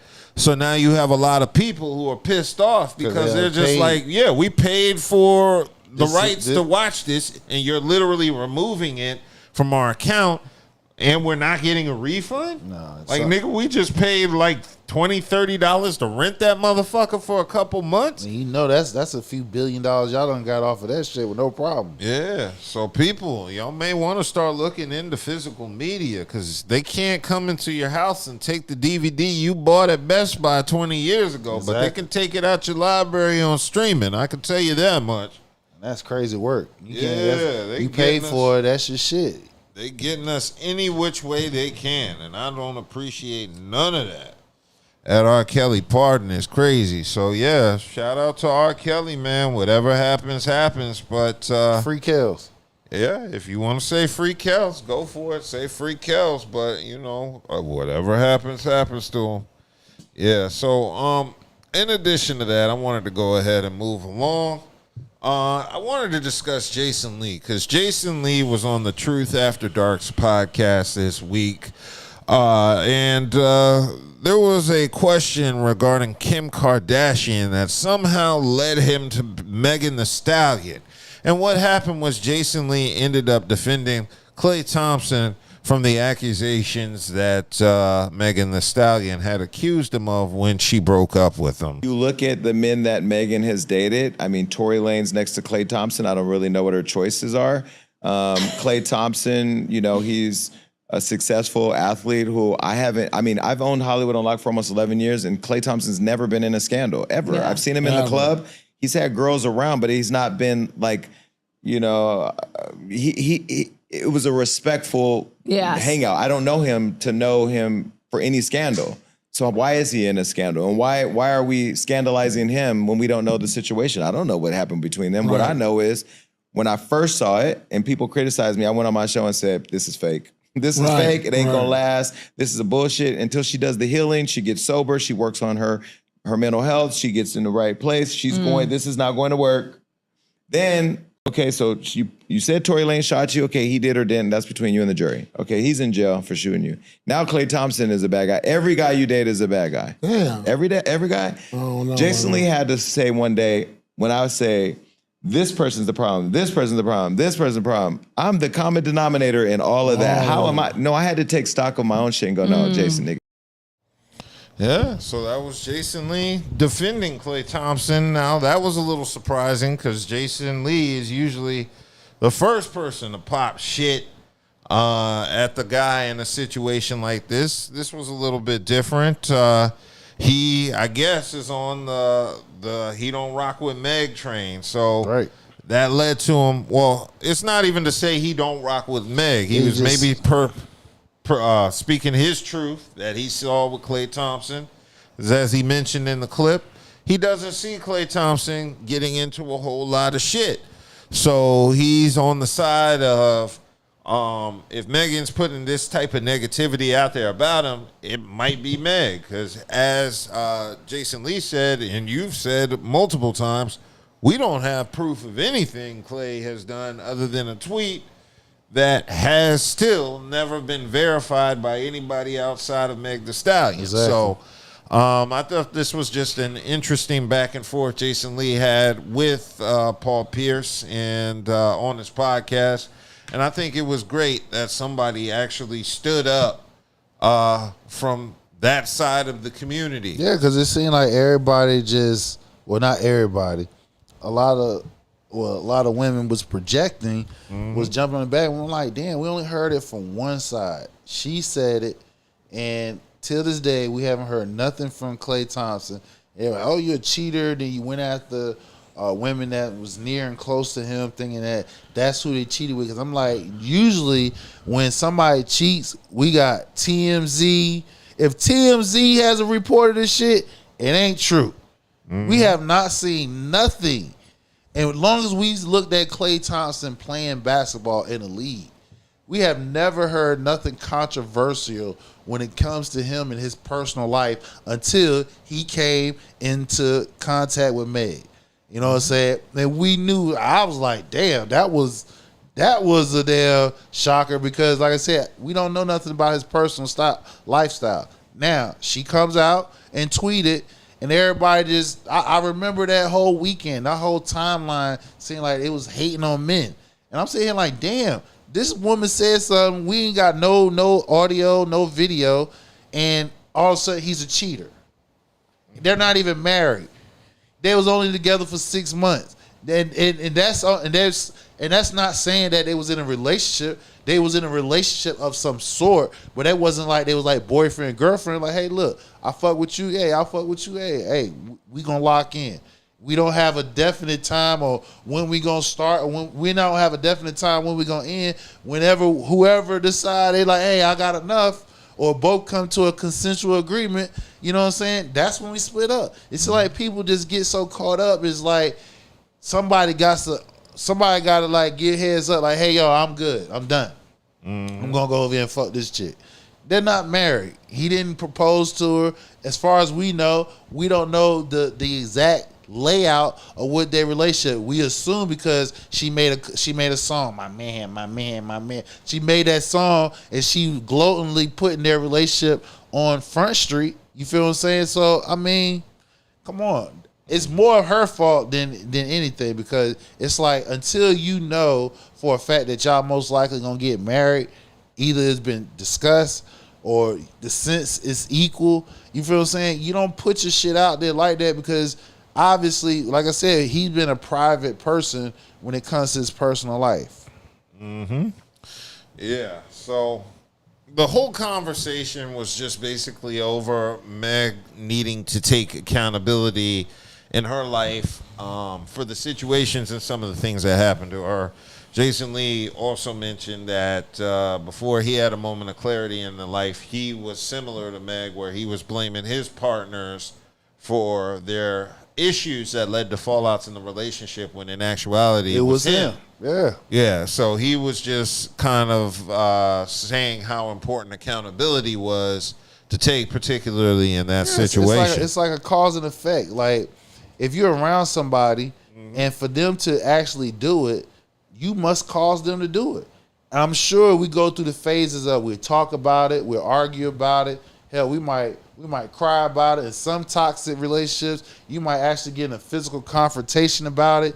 We come to some type of understanding like, hey, listen, we on one page, but for some reason, you're doing the opposite. So if you're doing the opposite, you're causing me to do other things outside of you or want to think outside of you because A, I'm not comfortable with it, or you still straight up disrespecting me. Either way, your actions or inactions is causing the effect of someone's doing something that you quote unquote don't like. Mm-hmm. Yeah. So big shout out to Jason Lee and the Truth After Dark podcast. I didn't get an opportunity to see the entire episode, but I will check it. I'm sure there are a couple gems in there. Something worth noting when Jason Lee is on there. He's usually a decent interview. So shout out to Paul Pierce and them. Okay, I wanted to get into some new music for the week. Rick Ross has dropped his newest album this Friday, Set in Stone. This is his 12th solo album. Damn, 12. Man. Yes, it is. Album number 12. Sheesh. I didn't know he put that many albums up. Yeah. It's been a while. So out of 12 albums, go ahead. I didn't mean to cut you off. Well, yeah. Out of 12 albums, I'm still going to say Teflon Don is my favorite. How many classic albums he has out of 12? I don't know. Teflon Don is a classic album. Oh, yeah, the first one. No, the Port of Miami. Port of Miami is a classic. Yeah, so if that's a classic, and I'll say Teflon Don is a classic. So I know he got at least two classics out of 12. Yeah, Port of Miami is a classic. Yeah, but have you had an opportunity I didn't to get a chance, so I'm going to listen to it when I get on the road, though. Okay. I had an opportunity to hear it start to finish today. It's a mixed bag for me. Okay. Now, that's not to say it's a bad album. I mean, it's decent. You're going to be doing some skipping. Okay. But the songs that are good are really good, and the songs that are bad are really bad. Okay. So he got some good ones, and he got some throwaways up there. He got quite a few throwaways on there. So he got a meh album just based off what you said. It's a meh album because if you go through an album like when I listen to T.I., I can listen to the whole album. Yeah, and that to me was the most shocking part about this album. Now, the one thing I've always said about Rick Ross, he knows how to pick beats. Mm-hmm. He knows how to pick beats. So they started off the album with Caviar Bumps, which the first track is dope as shit. Okay. Ross comes out gliding over the beat. He can rap his ass off on that first track. I was sitting there thinking, okay, after that first song, I was like, this could be classic album number 3. Okay. That's what I heard on the first track. That's what I was getting hyped. He got one of them tracks that, like, as soon as you hear it, it's like it grabs your attention. Now he's usually good for that because on Teflon Don, the first track is I'm Not a Star. See, this is what I be trying to get people to understand. I like music to where as soon as you hear it, it's like, oh yeah. You hear the first 6 bars, you know what I'm saying? You're like, oh, yeah. This is replay automatically. You know what I'm saying? But go ahead. Yeah. Well, now, the issue is with the beat selection, it was inconsistent. Now, he has some really dope beats on this album. Then he had some beats that was like, what the hell were you thinking on this? Right. So some of the features, same thing. There was a beat he did with X the Plug, isn't that his name? Big X the Plug. That beat to me just didn't hit.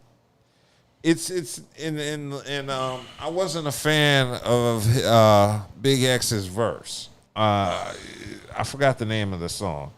But there are a couple songs like Camel Meat where Ross just rambles. You said Camel Meat? Yeah, he got a song on there called Camel Meat. The shit is, maybe it's a diss a J. I don't know. I definitely gonna listen to this shit. You gotta listen to Camel Meat. Camel Meat. Yeah. So, yeah, it got a couple joints on there worth listening to. The joint with T.I. is dope. He do got a track on there with T.I. that I thought was pretty good. We got 2 of them already on. Yeah, but the verses that don't hit, yeah, they're pretty bad. Kodak Black had a pretty bad verse. Who else had that? There was a verse track number 2 or 3. There was like a really, really bad verse from somebody on there. I think it was, hold on, let me pull up the album and I can tell you. Okay, it was that joint, Rich the Kid, Face Down, number 4. Once I heard that track, Rich the Kid starts it off, and like the energy is terrible, especially after listening to the first 3 songs, because Rich the Kid, he does that offbeat rap, like the young nigga rap, the YN flow, I guess, where fuck the beat can't tell me what to do. I'm gonna do what I do. Yeah. So he starts it off like that. But you had 3 songs prior to that with like masterful rapping, so the sequence of it kind of fucks it up. But Minx in Miami with French Montana, Max B was dope. The joint with T.I. Mahogany Caskets, that was pretty dope too. The YFN Lucci can't dig it. That Ring Around the Rolls, can't do it. Ring Around the Rolls. I wasn't even the Maybach Music 7. There's a track with Rick Ross and Jeezy. Maybach Music 7. Now that shit is official. Okay, I'm about to say it ain't too many featured Jeezy on it. That shit ain't official. And the crazy part is both of them had bars. Okay. Jeezy came with bars. So far, you got 3 right there. Yeah. The Living Large, that was the one with Big X, the plug, that I ain't really care for. Purple Fentanyl, it was average. Chain of Command was actually pretty dope with Nino Breeze. Okay. There was a joint with Leon Thomas, Remarkable Hustle, that was pretty good. Big Fish with Gucci Mane, didn't feel it. Mm-hmm. Maybe I need to listen to it again. I'm gonna give. I usually have to take a second listen to really fully absorb Gucci's music sometimes. But yeah, overall, so far, I counted 6 tracks. Yeah, but altogether, how many is up there total? 19 total. So out of 19, you got a third of the album is decent. A third of the album is fire. A third of it is meh, and a third of it is trash. terrible. Okay. And altogether, it's a pretty solid runtime. It is a perfect album to listen to on the road. So pretty much out of 5 mics, it's like sound like a 3. I would give it 3. Yeah, I would give it about 3, maybe 3.5. I got to listen to it again to determine 3 or 3.5. It doesn't deserve 2.5. It damn sure doesn't deserve 4. Okay. So it's right there on that 3.5. Okay. Yeah, but I mean, if you're a Rick Ross fan, I'm a Rick Ross fan. But for you for a Rick Ross fan, and you're saying 19 tracks, 6 of them immediately grab you is fire, and another third is like man, and another third is you feel what I'm saying? So outside of that, like it's above average album. No, it's an average album. Well, if you're giving 3.5, that's above average. Well, 3 and 3.5 is worth a listen. That's it's worth listening, but it's still above average. Yeah. Well, I'll say if you gave it 3, I mean cut you off. If you gave it 3 mics, that's average. If you give it 3.5, it's above average. Yeah. Well, I'll say this: it's worth listening to, particularly because there ain't shit else. So yeah, because I'm like, it's better than Future shit. I'll say that. Oh, you talking about there's nothing out just this week. in terms of music. Like I said, T.I. shit that's. Oh yeah. I still haven't heard T.I.'s You out. need to. In my opinion, that's on me. In my opinion, that's a classic. That's on me because I've been mixing and mastering my album. Right. I've just been listening to my album for the last month. Yeah, but T.I. right now, that I've listened to is fire, and it's been like 2 weeks since it's been out. Cool. I still have to listen to T.I.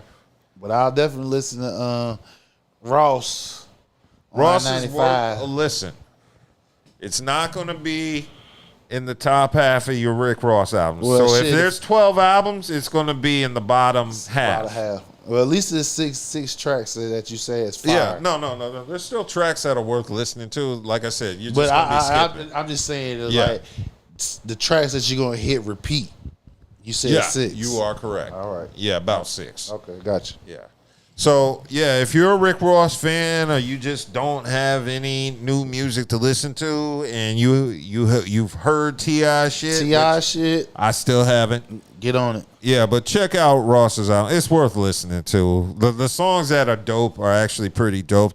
They might make it to your playlist, but the other stuff, you'll forget it. It's one of those albums you'll literally pick apart because it's just like the shit that hits, and the stuff that doesn't.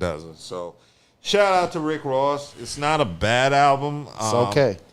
I'm going to listen to it again because it's Rick Ross. I do, as I said, I do like Rick Ross's music.